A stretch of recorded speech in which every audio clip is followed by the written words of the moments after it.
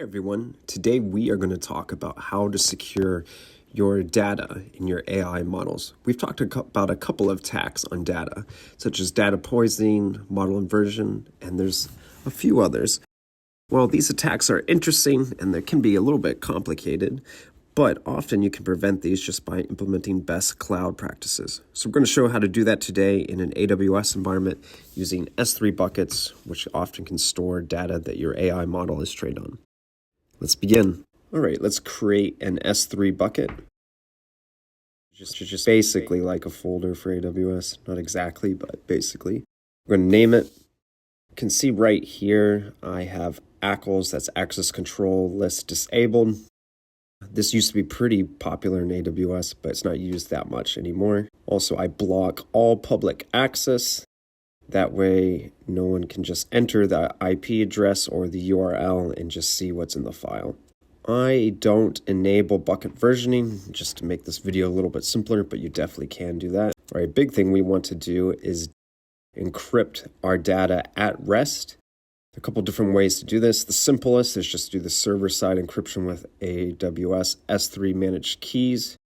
However, if you have different regulatory requirements, you might have to do your own customer managed keys. All right, the next thing we need to do is create IAM policies. These are basically rules that say what you can and can't do with these buckets. Now, these buckets policies can be a little bit monotonous doing that by hand. So I'm going to automate a little bit of this through ChatGPT, but we have to make sure that what it is actually what we're looking for, because sometimes it puts out the wrong thing.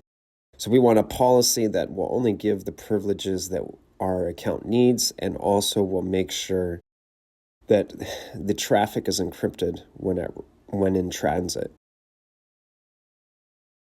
All right, let's see what it gives us. That's the base of it. It is missing a principal, that is the owner or user that's taking the action.